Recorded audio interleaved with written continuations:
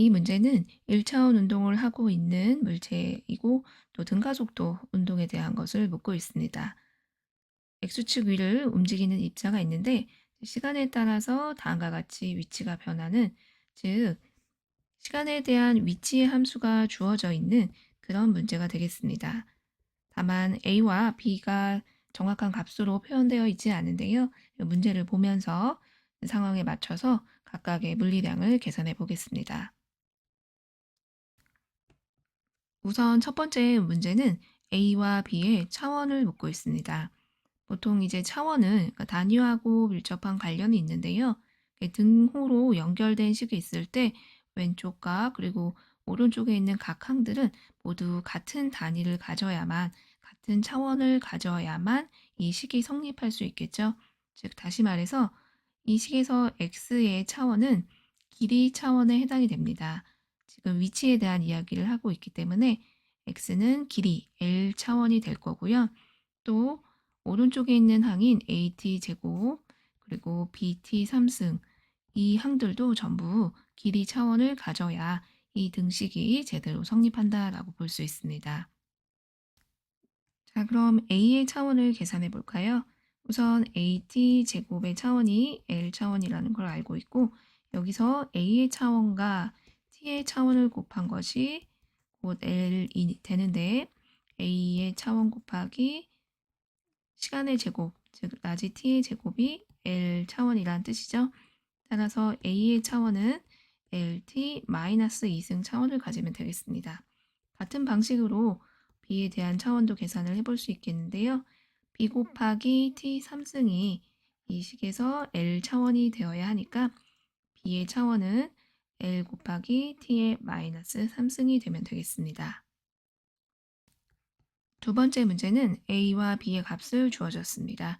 A가 3, B가 1일 때 X축 방향으로 최대 거리에 도달하는 시간을 묻고 있는데요. X축 방향으로 제일 멀리 도달을 했을 때까지 걸리는 시간에 대한 이야기입니다. 먼저 A와 B 값을 넣어서 XT를 표현을 해보면 XT는 3T 제곱 마이너스 T 3승이라는 뜻이 됩니다. 그 다음에 문제에서 플러스 x축 방향으로 최대 거리에 도달하는 시간을 묻고 있으니까 사실 이 물체의 이 입자의 움직임을 생각해 보면 원점에서 출발을 해서 플러스 x축 방향으로 이동을 하게 됩니다. 그러다가 최대 거리에 도달을 하게 되면 어떤 지점에 도달을 하게 되면은 그때 다시 이렇게 원점 방향으로 되돌아오는 운동을 할 거다라는 거죠. 그렇기 때문에 최대 거리가 존재하는 겁니다.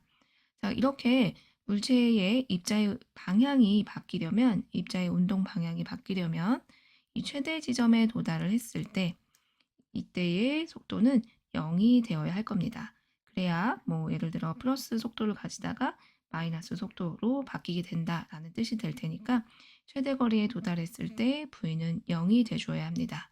이 조건을 이용해서 문제를 풀어볼 건데요. 그러기 위해서 VT 함수를 계산해 봐야 되겠죠. 자, VT 함수는 어떻게 계산할까요? 위치에 대한 함수가 주어져 있을 때 VT는 dt분의 dx로 계산할 수 있고, 미분을 해보면 6t-3t 제곱이 됩니다. 자, 여기서 v가 0이 되는 지점을 찾아보면 3t로 묶을 수 있으니까 2-t 이렇게 되겠네요. 따라서 t는 0일 때와 t는 2초가 될 때 v가 0이 되는데요. 0은 t가 0일 때는 제일 처음 출발할 때를 의미하는 거죠.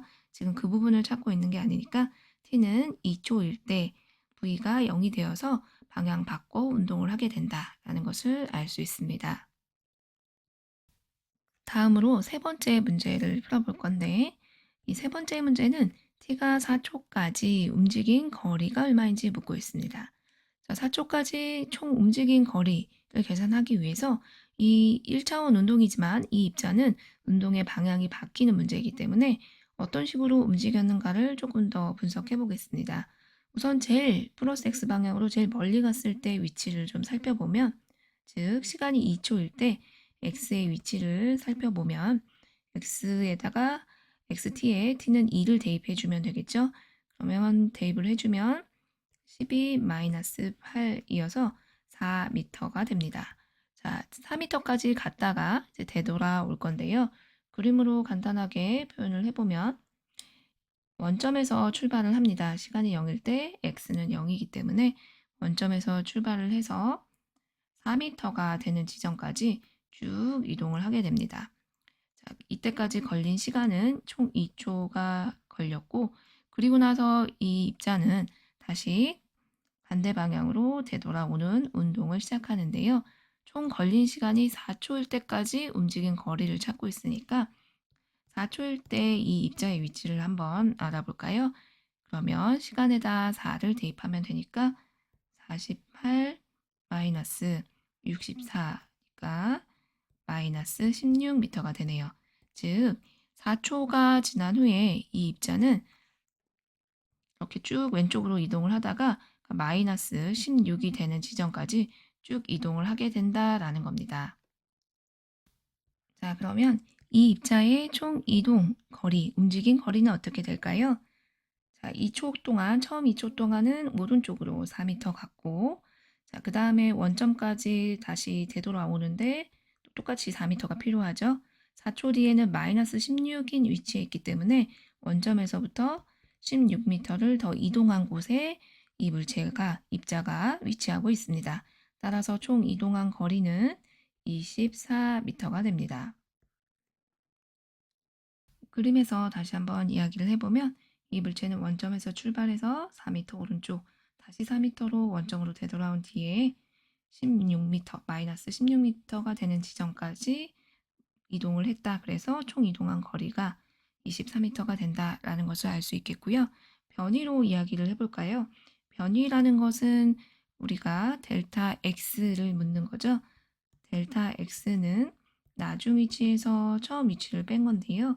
나중 위치가 마이너스 16이고 처음 위치가 원점 0이었으니까 변위로 나타내주면 처음 위치에 비해서 얼마나 변화했는가로 나타내보면 마이너스 16m가 됩니다. 마지막 문제를 풀어볼까요? 마지막 문제는 속도와 가속도를 구하는 문제인데요.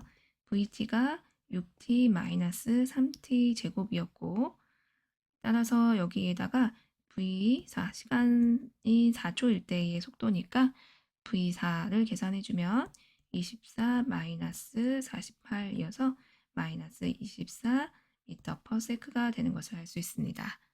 또 가속도도 계산을 해볼까요? 가속도는 속도에 대한 함수식을 미분해서 얻을 수가 있는데요. AT는 DT분의 DV로 계산할 수 있습니다. 따라서 6 마이너스 6t가 되겠네요. 자, 그러면 A4, 4초일 때의 가속도니까 6 마이너스 24여서 마이너스 18 미터 퍼 세크 제곱 이렇게 계산할 수 있겠습니다.